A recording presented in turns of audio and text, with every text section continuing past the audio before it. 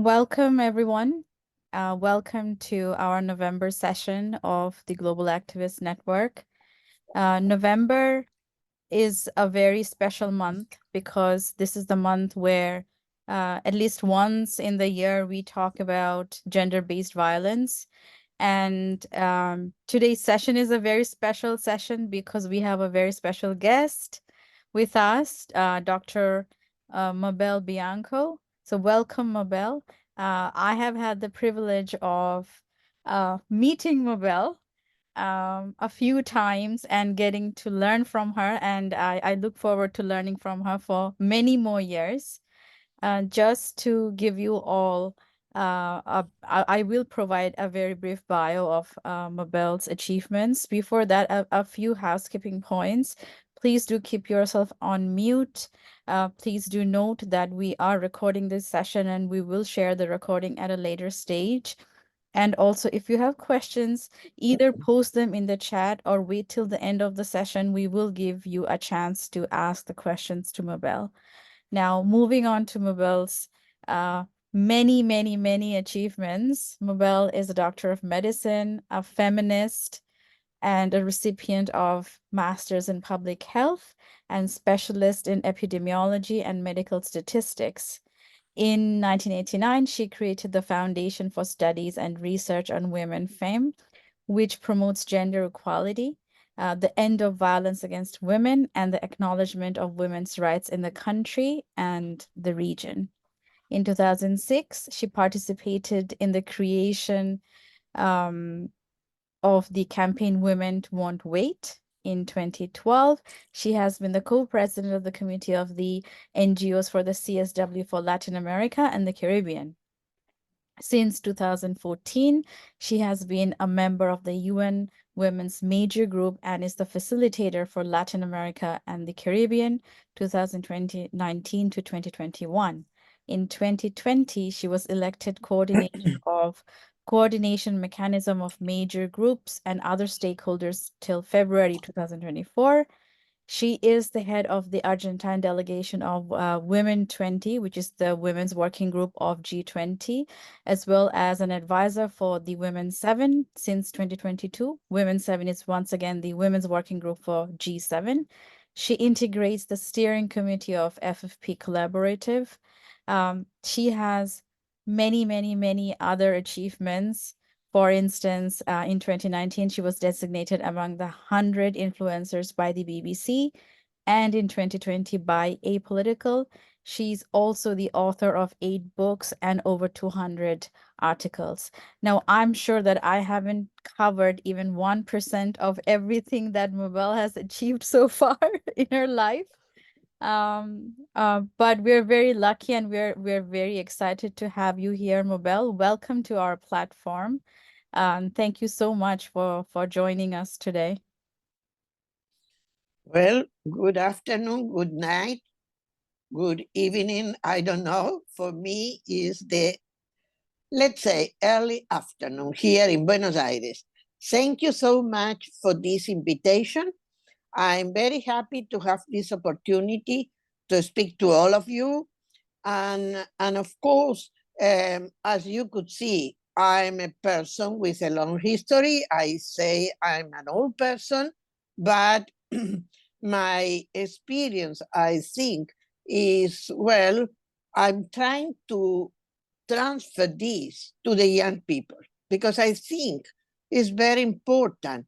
We have this intergenerational speaks dialogues in which we share our experience many years before and coming now what happened.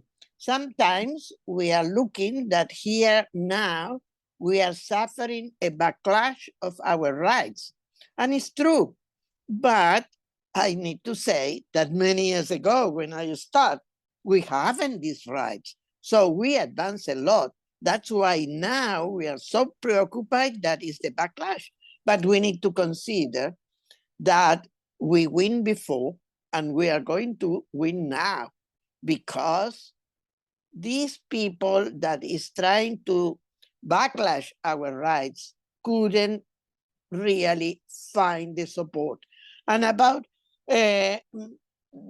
gender-based violence is a great issue that 2 days ago, they passed in the UN a resolution that was approved by most of the country except my country. I'm crying. You can imagine Argentina is the only government voting against. The others, they were some others that they were voting abstain. They were only 13. But we, the Argentinians, that we were those that create Nunca Más and also inspired the Me Too, we are now, as a government, saying we didn't approve. So this is a very sorry, but let's move away and you can see how we are going to fight with this. First of all, I think one of the most important issues is how we pass from domestic violence to gender-based violence. This is something because I must say that I attend the conference, I think it's the third conference on women's, or the fourth, I don't know. I can't remember now exactly, in Nairobi in 1985. On those days, we were not talking about gender-based violence. We were talking only about domestic violence. And the great difference is that during the years, and when we arrived to Beijing 10 years later in 1995, now we started to consider gender-based violence, but it still was in the middle.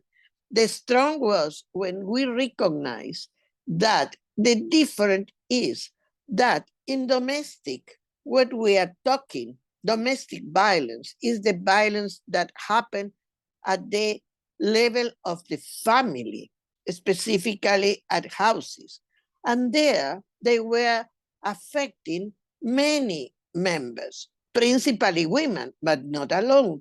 And during the years, what we saw, how they moved from women in general to also others. And for example, now, those days, or since 10 or 15 years, we are having a domestic violence, the increase of the violence that elderly members of the family are suffering from the young. Why? Well, because the elderly have some money, some resources that the young need. And this grows in terms when the young people have access to drugs, I must say. We are having many, many families in which the youngest, they are having, using drugs, and they are also fighting with their grandmothers, grandparents to receive the money and to have the money in order to be able to buy the drugs. The difference with the gender-based violence is that it affects the women, girls, and those that consider women, this affecting the trans persons that consider women only because they are women. And it could be everywhere. It doesn't need to be at home. It could be in the street, it could be in the work, it could be in the hospitals, in the schools, everywhere. So gender-based violence is that violence that happens everywhere and is due principally because we are women. That's the main description of gender-based violence. So gender-based violence also grew and became important, being while we included the issue of gender, the consideration of gender, in which we are not only considering the sexual, biological concepts of women and men, but we are considering the social aspects why we say we are a woman, we are a man, who are non-binary. So we are different, and we need to recognize these are also people. And now there we have many violence among them. So this is the big difference. I hope everybody understand. But the main problem is that these, as well as domestic, but I want to speak about gender-based violence, is not recognizing any difference among social classes, ages, governments. So everywhere, all countries are affected by, and no one still eliminated it. This is something also that we recognize. They do different advances, but no one. And I think one of the good examples of this is what is happening now in Paris with this legal action that was mobilized by these women that was by so many years sexual violate by many men, they said 100 men, but they are inviting by her husband, and to not recognize, she gives her some drugs in order to remain unconscious. So now, when she realized this, she decided to make it really open to the world. Why? Because she said she doesn't want gender-based violence continue to be a problem for so many people. Of course, she is relating to those violence that were among different men, but in the context of her personal relation in the marriage with her husband. And was her husband the man that enjoy bringing those, looking at that, and this is the terrible issue, and showing for everybody. And also, I think, I'm not sure if this is true, but I think she's making money with this. She's selling this. And this is something that it's close to what we are happening now many often about pornography. So now we are having the growth also in all the regions, in all the countries, affecting and increasing pornography.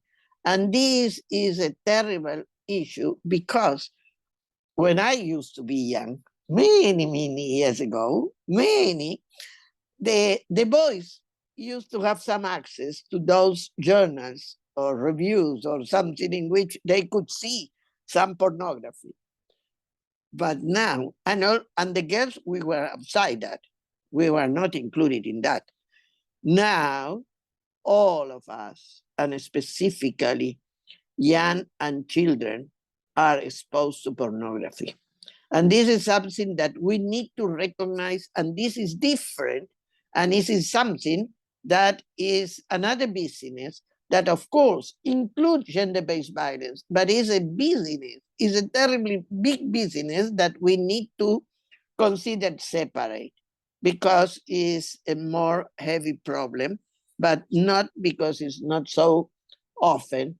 And this is something that now we need to recognize. And of course, this is more related because gender-based violence includes all forms of violence, everywhere and all. In all, we say psychological, we say physical, we say sexual, we say economic, but also there are many digital now that is so important, digital violence now, but also there are a violence suffered by the institutions. So when in a school there are this kind of teachers that are mobilized to make some abuses and violence in the hospitals, when they don't want to take care of some women, or they take care in a way that they are not respecting and is a violation of their rights. In many Latin American countries where abortion is not legal, we are having many hospitals in which women, when they attend with an abortion in course that they didn't know if it's provoked or if it's natural, they say, we are not using the anesthesia to take care of you. This is a institutional violence, and this is what we call obstetric violence. So there are many forms, and everywhere, and also in the streets when they are telling us some things, nice things seems to be, but they are not so nice because we don't ask to have this, and sometimes it's growing and making really violations, specifically to girls, specifically for girls. But also there are some others in which we are suffering from in the working place, and that's why ILO make one convention in which they talk about gender-based violence in the working areas or the working places, and is requesting that we have some care of that and consider, because what happened in general in the working place? In general, they don't say nothing, and what the employees do sometimes, meanwhile, is the government employee, what they decided is translate the women, and maybe the man that is the violator be put there, but often they didn't translate the men, they translate the women. And many often the women are considered mental health persons. Why? Because they started to be frightened, they started to have problems in their life, and they don't like to go to the shops. And when they are having problems there, they started to realize that they are not, also they change their way to relate it to the others. These are big problems. So they put them as mental health women. And they avoid to say, this is a violence in the working place. And this needs to be recognized. And this needs to be also not accepted. And those that they practice, they need to be penalized. And this is the great problem. And not the women to be transferred. What is necessary is to penalize the men and to withdraw him from or do something in which he's not able anymore. But also, when considering the violence in the working place, the resolution or the convention approved in ILO consider the needs to, in cases of gender-based violence, not in the place, but personally that the women are suffering by their partners and others, to allow that women to and support her to do the care, to attend the justice that they're often very complicated because they need to go very often and so on. This is something also important. So there are all these forms and new ones that they appear, and this is the good issue. This is not only related to some place and some form. It's open to everywhere, and we have some regional conventions. In Latin America, we have the convention de Belém do Pará, we call, because it was approved 30 years ago in Belém do Pará, Brazil, and it's about a leading case of a woman Brazilian women. And so in this, we say is in all the places where the women develop their life, everywhere. And this is the important point. Coming back to what we need to say, we need to say that there are some, in general, the violence, the gender-based violence, is based on the imbalance in the social consideration of the men and women. Also men, including when they are child, they are more recognized, well recognized, and with the right to influence and take care of us, the women. And we were learned, that's why we don't want anymore to have that idea of girls as princess, because princes are always looking to be nice to others. And this is something that have behind the issue of you are dependent on them. So we need to avoid that. That's why we also doesn't like to have to dress the girls in pink and the boys in blue. Why? Because this is something that since we are very, very young and we couldn't understand this, we are having the idea that we, the girls, we are the princess, and so we need to be in pink and address and prepare and take care of us to like the others. And the others in general are men. And this is why we are opposing. We are opposing because we consider we are equal. And as we are equal, we don't need to have this submission to the others.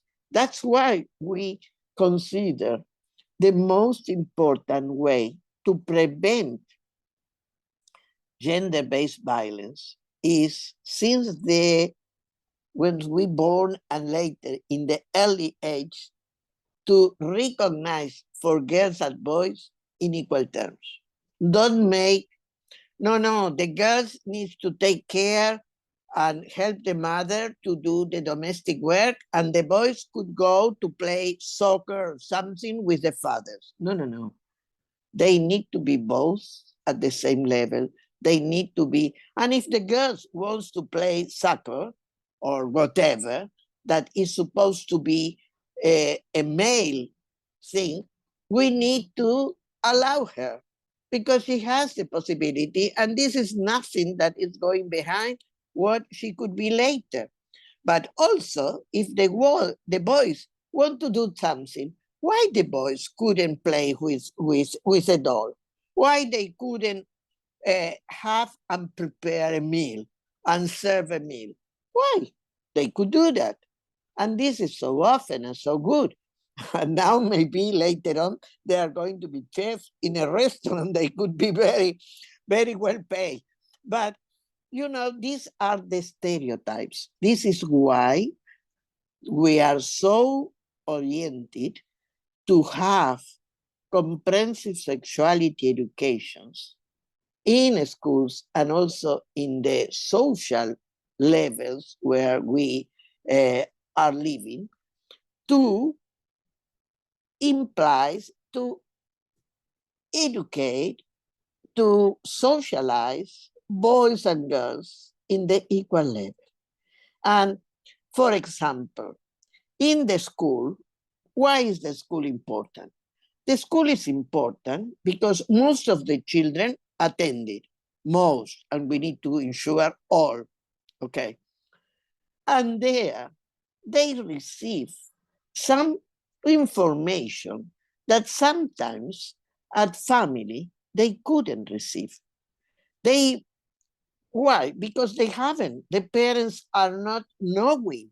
Maybe they receive some knowledge that is basic, but they need to know better with this scientific level in which they can explain better. I always make the comparison that we learn to eat at home, but we learn nutrition in the school. And nutrition is a way to explain that you need to have a differentiate, a diverse of nutritions, incomes, and not only some ones that may be. And this, of course, is a problem now with poverty, because with many poverty, and that especially poverty is more affecting women and children, they have no possibility to eat well. So we need to try that the support to the nutrition and undernutrition is well managed, because now undernutrition is different, and now they are these children that they are fat, but bad fat is bad nutrition. They are not as they used to be. So we need to consider those. And this is why the school needs to say that. Of course, the family teach, because they are where they give the meals and many and before the school. Well, this is the same with the sexuality, comprehensive sexuality education. That's why we need, and for example, it's very important in the primary and under the elemental, when they are very young, that they learn their body, and they need to request that they are not doing in their body what they don't like. This is the way to prevent sexual abuse in children. So listen, how is the relation? You know, the prevention is not only formal issue. So we need to be careful also in the media, not to promote models of children and girls in which they are unequal. And of course, if they, as in pornography, they promote the violation, because one of the important issues later in the school is to teach them more clearly about the consent in the relation with the others, and not only in genital relations, in sexual relations in social terms, in which they are not genital. And this is something we need to take care, because adults traditionally associate with genital, and we are saying to sexual. Sexual is not also genital, is how we present. That's why we are not looking as princes. We are looking as we want. If we want to be fat, okay. If we want to be thin, okay. If we want to have one dress of this color or the other, and if we want to play soccer, or if we want to only play with those, both. It doesn't matter. It needs to be recognized is what they choose. And of course, in the relation with others, all others, we need to respect what they decide. And this is the consent. Not only for sex, for genital relations, it's also for, if I don't want to, of course, not to the school. To the school, you need to go. This is different. But if you don't want to go to some other place, you have the right to do that and to allow. And of course, you need to explain the children. And this is something very important, how we spoke or we speak with the children, girls or boys, and how we explain. And we don't manipulate. We allow them, we give the information to allow them to choose. Okay? That's another specific issues. And also, well, we were telling about the difference in the interpersonal violence and the institutional. Okay? I think this is clear but there are some relations. The people that are used, specifically the men, that they are used to have interpersonal violence, they are going to bring this to the institutional. This is something, you know, they didn't divide. So one in the shop or in the working place, one man that is used to be violent at home, when came to be a chief or some position in the shop, used to have this tendency. Sorry to say, this is why we need to work since the early, but of course, we couldn't send adult persons to school. So we need to also prevent using places where we can find men and women together to explain this is a responsibility. And we need to recognize also women, we could be violate, we could be making other women or men some gender-based violence. So this is something that we need. That's why, for example, in Latin America, where we love soccer, we try to do some expressions of prevention of gender-based violence in soccer plays, where they are men, boys, women, everybody, and also the television there. So all those not attending could. But also, it's very important in some working places where they can do that also with their own employees, but also to others. So these are the way in which we need to recognize that they are different, but we need to prevent all, both interpersonal and institutional. In hospitals, we need to train doctors, nurses, obstetricians, and so on to respect and the women's decision. And this is very difficult. I am a medical doctor and I know how we are trained to decide by the patients and the family. So we need to start learning that we need to express them, they inform them what happens if they do that or that, and they have the possibility to choose and elect and decide. So, well, very Other, quickly, I wanted you to also address one thing. And if you have noticed this in your region, would you say power relations and colonialism impact gendered yeah, violence? a great impact. We need to start saying in our region, in Latin America and the Caribbean, we have the Spanish, when they reach our territories, they didn't recognize the rights of the original people, that they have their habits, their issues, and they change. This is something that happened. They kill, they manipulate everything. But now it's more difficult because they are doing this economically. So now they are not killing us, but they are submitting us through economic dependence. And this is another form of colonialism that we need. And colonialism is not also among different countries, it's inside the country. When we have in our country the groups that didn't recognize the rights of the different ethnics to develop, to have their own cultural values, and if they are dangerous in a way, we need to explain, but we couldn't push them to change.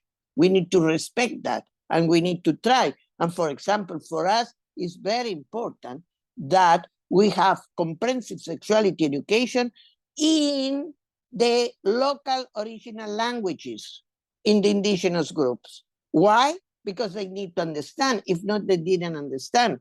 And also for the violence against women, we have translators helping the justice in order the women can understand and what the judge said, but also the judge could understand what she said. So these are things in which when we consider colonialism, we consider very big issues. No, they are those permanent and naturalized issues in which we believe that, well, this was the old one. No, the old one when they kill, when they do all the abuses and so on, but they still that's doing. And that's why also a week ago, I think, in the UN also approved a resolution to respect the original, the indigenous, and the original people. And my country also votes against. So, and we have many, many different indigenous groups here, in general in Latin America and the Caribbean, but also, so this is something, because also with indigenous, we have the Afro-descendant groups that also they were eliminated, they were persecuted because they have the candomblé, for example, and for the carnival, we celebrate carnival, and with carnival, we have the candomblé. They were completely persecuted in the early ages of many of our nations. Why? Because they are not, they are different. So we need to understand. And now, with migration increasing everywhere, this is something that has a more important issue. Colonialism, how is it in Europe where those people coming from Africa, from Latin America, from from Pacific and so on, are going there and they are not recognized. They are obliged, when they are accepted, no? That's the other problem. They are obliged to use the norm, the cultural norms. So we need to recognize this is colonialism. This is colonialism. And we don't need to think in colonialism what it was many years ago. It is now, nowadays. That's why it's so important. And thank you, Lemona, to make me clear about that, because this is a terrible problem. Also, I want to say about I think the issue of the relation of poverty with gender-based violence. I started to explain that the gender-based violence didn't respect any economic group, anyone. But we need to recognize that the poor people, and this is increasing in our regions in general, they have more difficulties to defend from it. And this is important. Why? Well, for us, for example, in Latin America and the Caribbean, the access to legal services for poor people is completely bad and sometimes impossible. So how they defend? We have the laws, but how they defend when they are suffering this, you know? And this is the difference. Those that have money, they could have some lawyers, they could rent a lawyer, they could pay. But those that haven't money to do that, and is not the state helping, so they are really abandoned and they couldn't do nothing. So this is something that, meanwhile, is affecting everybody, has a different possibilities according to our personal, economic, and sometimes it's not only in money income, it's in social terms. For example, if you have some knowledge of some people that could help you, even you have no money, you could manage better than those they have nothing. They don't have money, they don't know nothing. That's why it's so important speak about this and tell that now is more terrible than poverty, inequality. Because inequality is something that you couldn't eliminate only giving money to people.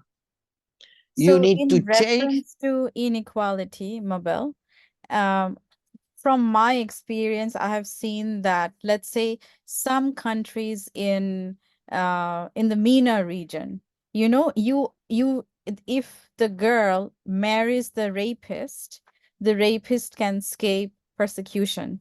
Now, a lighter version of that, I would like to reference in South Asia, especially in Bangladesh, where I was born. I've recently come across a news article where the girl was encouraged to marry the rapist or the person who sort of sexually assaulted her. So there's definitely the legislative framework that the countries are relying on are not uniform to begin with. So my question for you would be, from a legal perspective or policy perspective, are there significant gaps in Latin America? And also, what would be your suggestion to make all the regions sort of pull them up at a more uniform level? What can we do in your... Well, a good question, and thank you. Because as we approach next year, that is going to be the 30 years of the Beijing, in Beijing was the first time that we include, or the world include, this issue of the two negative issues for girls, that is sexual genital mutilation and early forced marriage. But it's in our region, and I think worldwide, is not only marriage, is also living together. Living together, and is more worse than marriage because they have nothing legal. They are completely unsafe, and is everywhere.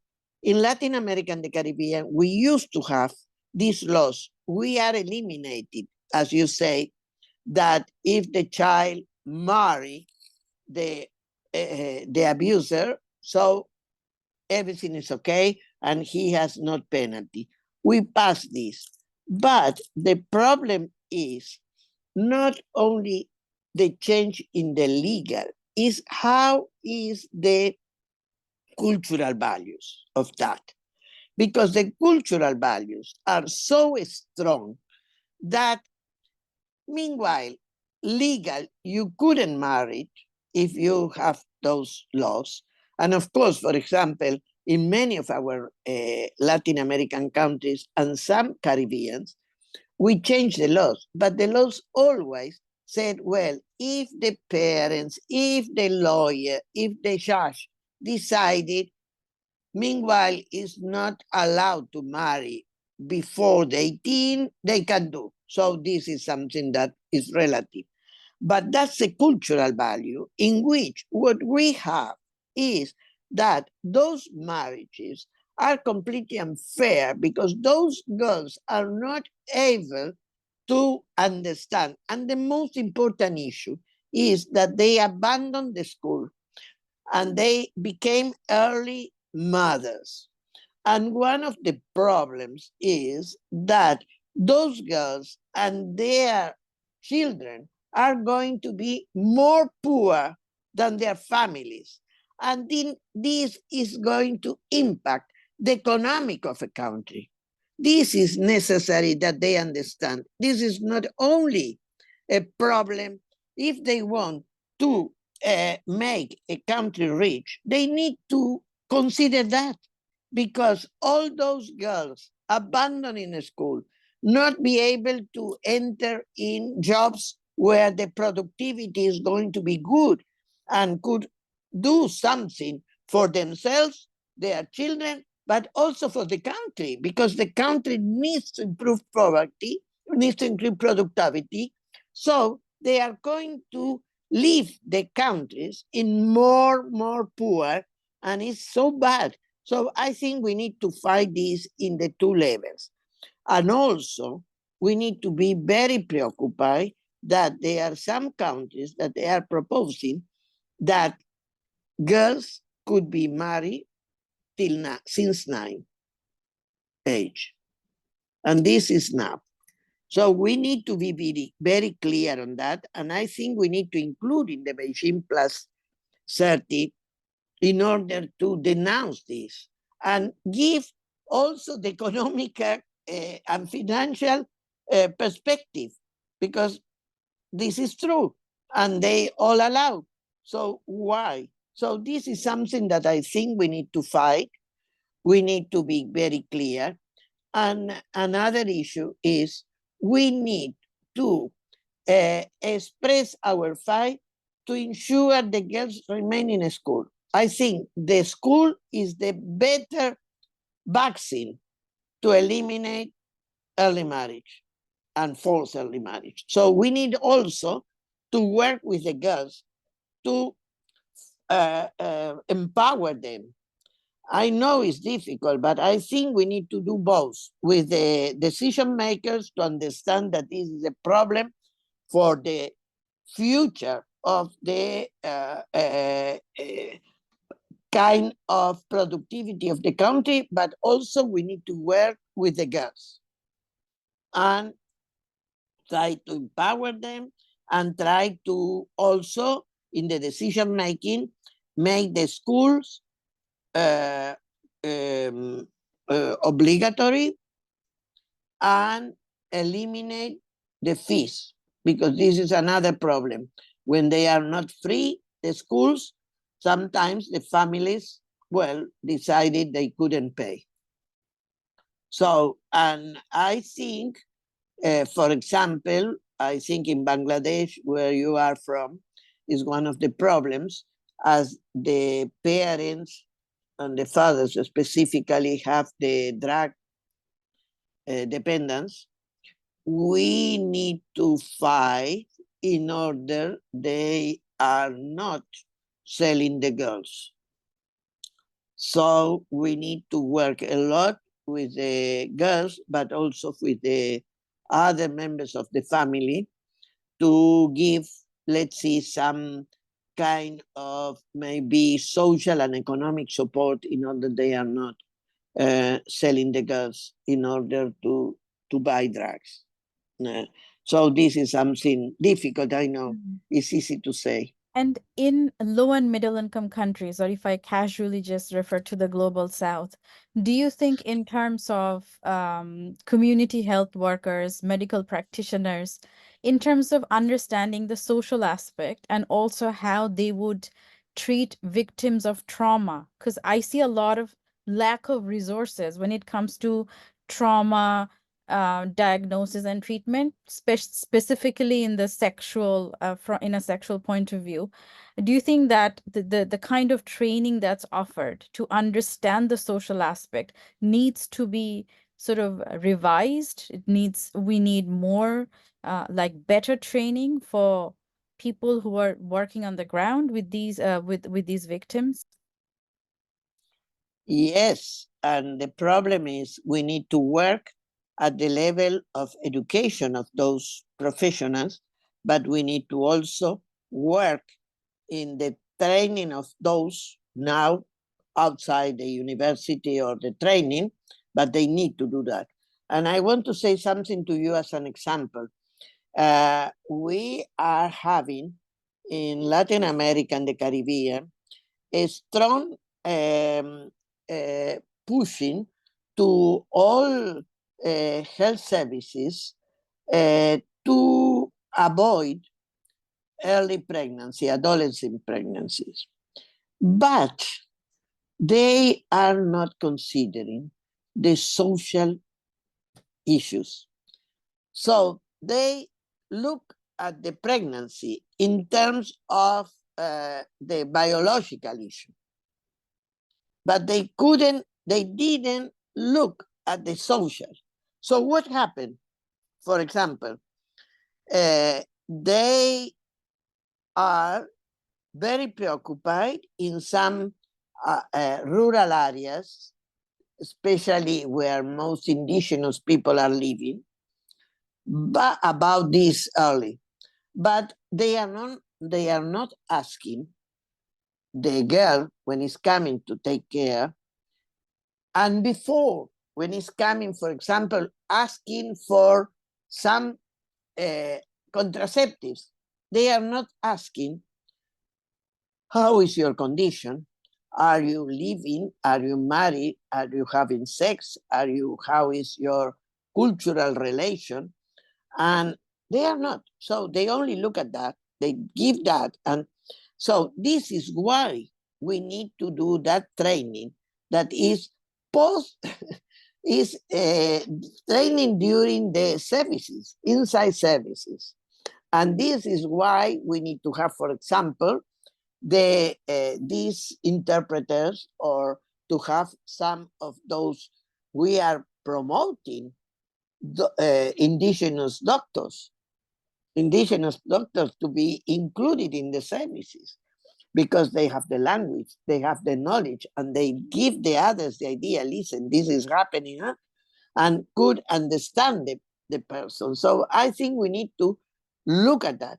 And this is something that needs money, yes, but also this needs political decision, political will, because sometimes it's not only the money or so much money, is to look at the small issues. For example, to translate the manuals to languages and to give these to the doctors, to the obstetrician, to the nurses, and it's cheaper in relation to what happened if not.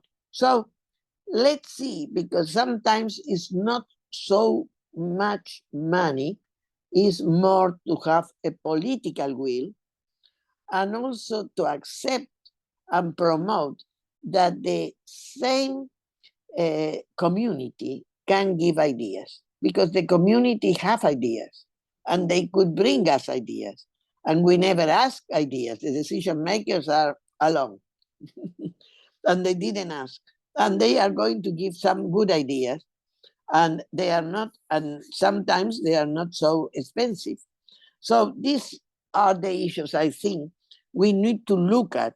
And as advisor and as NGOs promoting to eliminate gender-based violence, we need to look at those issues. We need to have these perspectives and promote this, because if not, we are also doing the same that we are not happy with. You understand what I say? Yeah?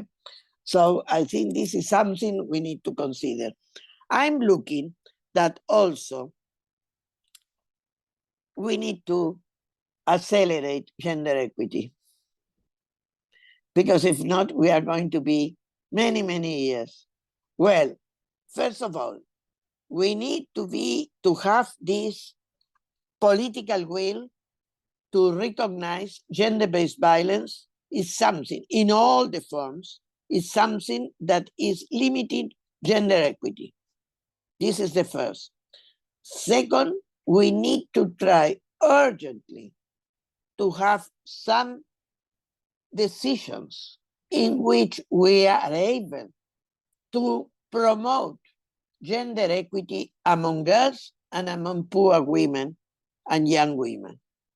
This is easy to say, but we need to do. We need to do how? Mobilizing them. For example, if we work with the teachers for the young girls in schools are very easily understand the risk, and they could help us because they are very close.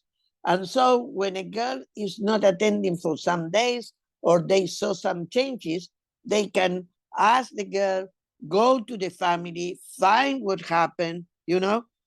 And of course, they could also bring some idea to the decision makings. So I think we need to diversify how we work and how we also incorporate the girls, the community, the women, to have the ideas, to bring ideas, and to give voice. Because one of the problems, we didn't give voice. We say, no, and we are not considering. So this is something we need to try to do that. And of course, there are some governments, as my government now in Argentina, that they don't believe. But it's very important we work with other level of politicians in parliaments, in local levels, in local governments, that they are living all day and they couldn't say this is not true, you know. So we need to work with them, we need to insist on that, and we need to maybe, I recommend all of you to look that the UN Women produce a document about accelerators to gender equity. And they review the SDGs and they give some. So let's see at that. Let's look at that.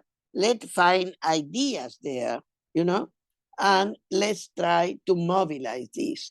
And we need to use next year, and we start now, it's so close, next year to make Beijing centralize on this because we need gender equality. We need it and relate it to gender-based violence. And this is our opportunity. If we lose, we are going to have to wait more. So I ask all of you to use the Beijing plus 30. I don't know. I think I spoke a lot. Maybe are questions or something. Yes, I'm just going to check people who are joining our session if anyone has any questions that you Yes, would like please. to ask Mabel. Yes, Sahar, please go ahead with your Yes. question. Hello, everybody. I am here from Vienna, Austria speaking. It was a very great speech. The topic is very, very important. It was so good speak, very amazing. Thank you very, very much for this. And I want to say a few comments. First of all, I am absolutely with your own opinion. At this point, girls with 9 years are getting married. This are children. I think there should be something has to be happen. International law or wie in Austria Verordnung this must be stopped. Those girls are very poor. They are children. First, they have to become an adult, and later, and nowadays, as the age is growing faster, the people are elder when they are getting married. And better is, I also think so, that with 40, when the girls are studied and had their jobs, and then when they find their life partners also, and when they wish, they can marry or they choose. Because I've also done the mistake, as I've been 27, I've married very soon. I was very young, and my former husband was a very bad man. After 8 months, I got divorced. I'm thankful, very thankful that there is a system of divorcement, and so now everything's okay. But now, with the age of next month, I will turn 42, and now since some years, I found another partner, and maybe next year I will go and live with him in the same flat. I don't know how it will be. I hope it will be very nice. But Sahar, in my point of view, sorry to cut you off because we want to take as many questions as possible. Did you have a yes, yes. question for Mabel? Yes, in my point of view, there must be a law or something that the child marriage with the age of 9 years for girls must be stopped because those girls have no future.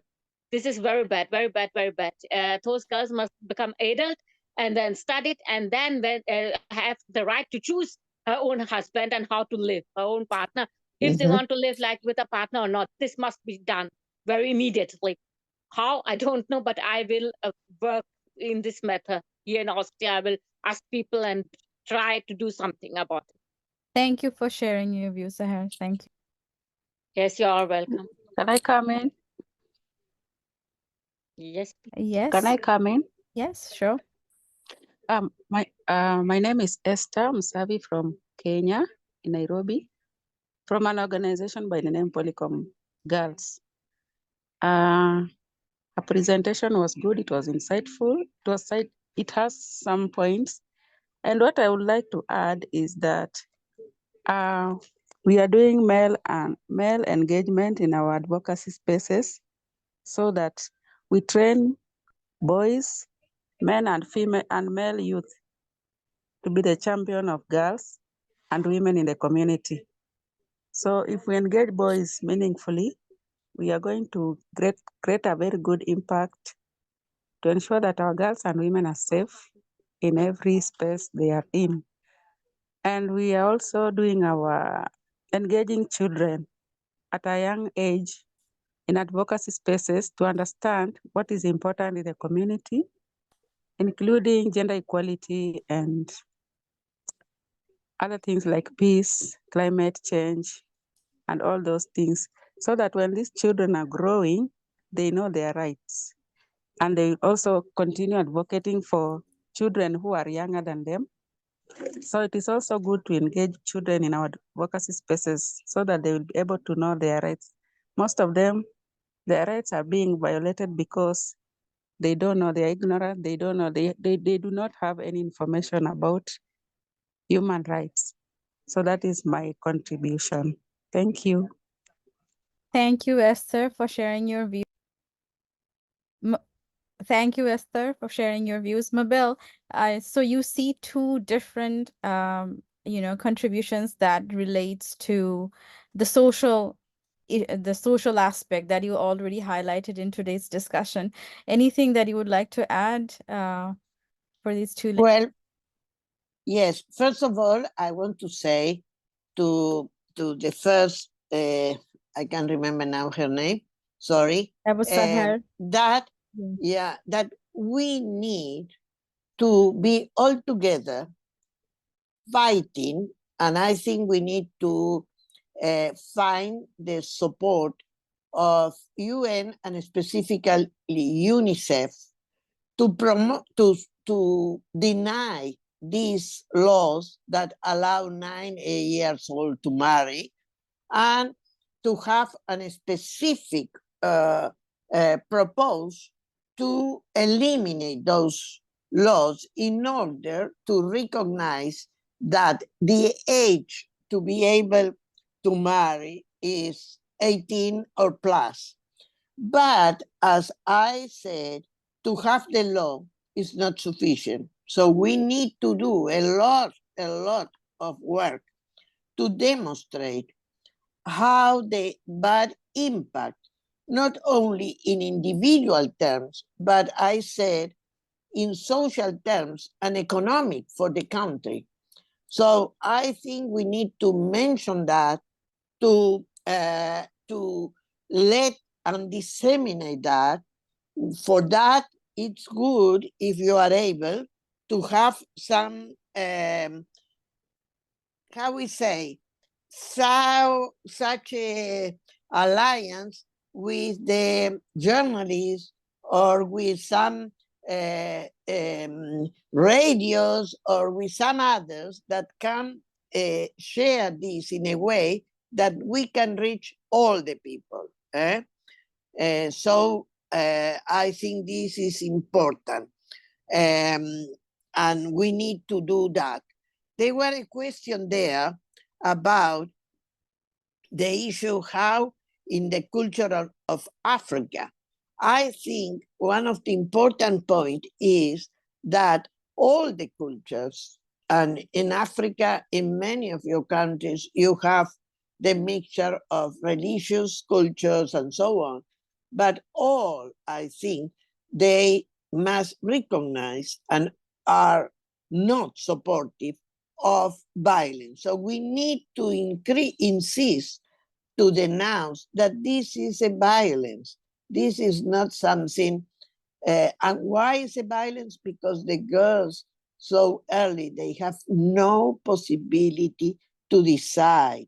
And so the consent is not there, and that the parents have not the right to decide by their children, because the children, according to the Convention of the Right of the Child, they are subjects of rights. So they need to be expressing their rights. And I think we need to do that and eliminate that idea that these are coming from developed countries and foreign countries. No, this is coming from us also. So we need to express and give examples of our life, our groups, our girls. And this is something that we need to be very careful. It's another question Yes. that in the how can young advocates balance raising awareness about gender-based violence on social media with engaging in grassroots actions that bring tangible changes to their local communities?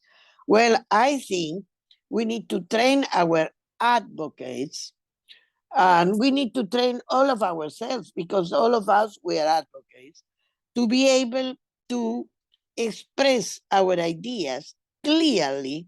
So this is for the press or the media, but this is also for the communities, because we don't need to fight many sophisticated expressions. We need to say in our own languages, in our own experiences, and very clearly, because this is something everybody could understand.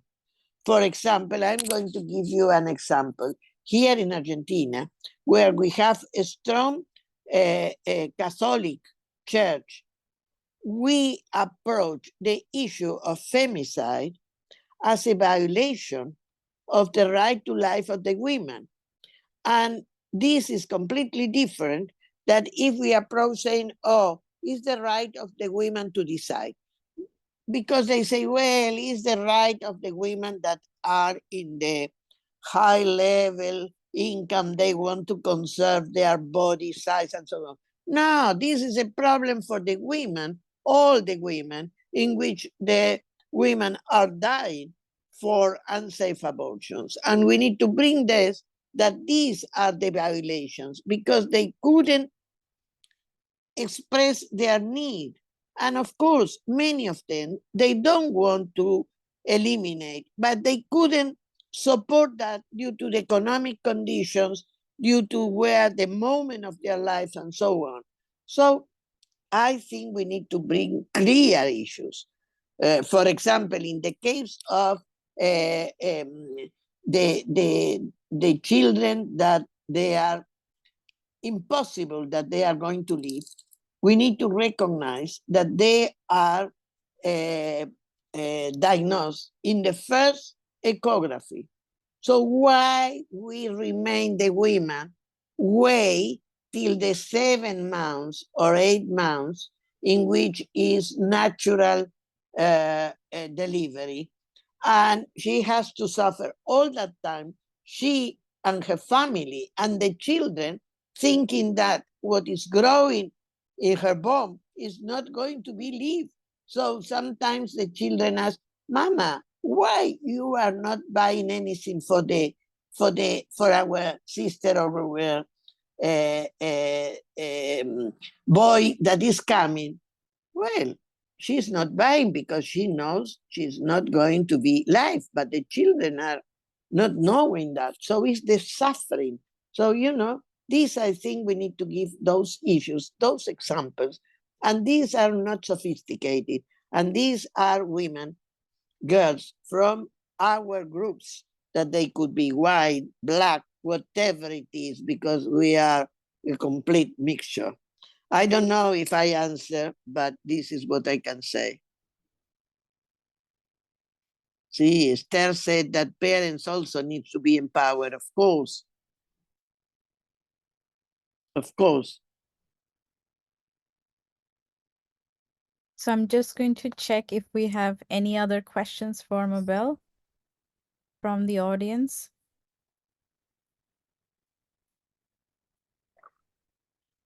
If not, Mabel, your top 3 recommendations, that we should be focusing on in the coming year. You already mentioned to prioritize Beijing 30, but if you were to present us with 3 top recommendations. Well, from Beijing plus 30, question. we need, sorry, may I? Esther, Yes, I have a question. We'll go Yes, with Mabel's answer, and then we'll give you a chance to ask her the question. Yes. Okay, thank you. First of all, use the Beijing Plus 30 to inform everybody about the gender-based violence and those examples I give that we can approach in different according to our context. Second, continue trying to empower girls and mothers specifically, but also the parents to recognize, and the teachers to recognize the risk of the girls in early marriage and with early pregnancy. And second, give the examples also considering for the decision making the economic aspects, telling them that this is against the growth of the country to enrich everybody. These are my three key issues. But is another question, is it? Yes, we'll take the question from Esther. Please go ahead, ask Mabel your question. Yes, my question is, I'm wondering how do we ensure that presidents in African countries are, how do we ensure that they get the information about violation of children's rights? How do we reach them with the information at their level? Because these things are happening at the grassroots level, and I'm very sure they don't know what is happening in some cultures. How I wish they were able to know, and because I know they have the power to stop, and they have the power to put those people that are violating children's rights to prison. They have that power. How do we ensure that they get the information and they act? Because it is very hard to reach a president or even the deputy president or the governor. Yeah. Thank you. I suggest you make an alliance with the journalists, because the journalists produce papers in which they can give, and there are papers that the presidents and all the high-level decision-making people is accepting or is reading more than us, more than us. So you need to reach them. And also, I think you need to reach the local governments because they are more close and they could bring this to the upper governments. So if in a region you have some problem, if you approach that is easier to approach this local government and to move them to bring this to the upper decision makers.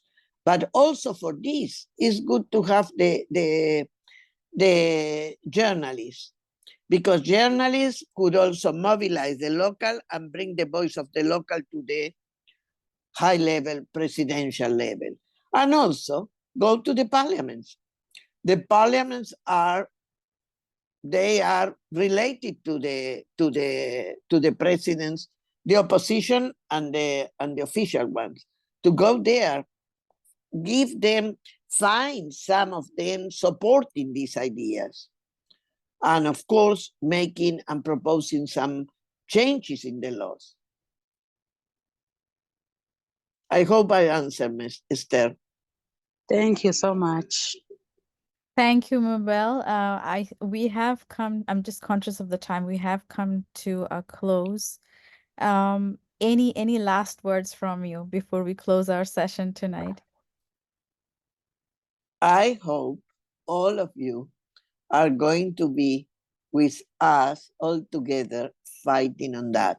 And if you need our support, please don't, Lemona, if you want to give them my email and so on, but I think we can, because one of the points is we can do our cooperation among, for example, Africa and Latin America, that is more close than if we have the north in between. So we can support each other, we can give our languages, and I think we can mobilize better. Nothing else. Thank you so much, Mabel. Thank you for this very inspiring session and very insightful discussion. We have learned a lot.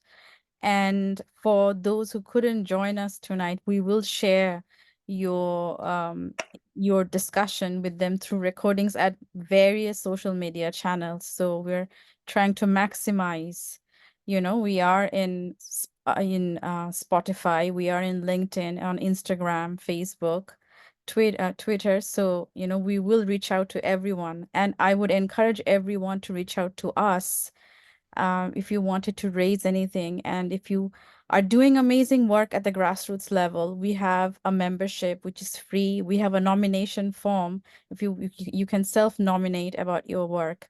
And also, I would like to encourage you to follow us on our socials, because we will be reaching out to many experts like Mabel. We do several sessions on a monthly basis, trying to focus on issues that come under the umbrella of the Sustainable Development Goals, which is basically everything. All the challenges that we're facing come under the SDGs. And we're really grateful, really thankful to you, Mabel, for making your time from Argentina, and look forward to hearing and learning from you more in the coming days, months, and years. Thank you so much. And with that, I'll close today's session. Thank you, everyone. Thanks. Bye-bye. Bye.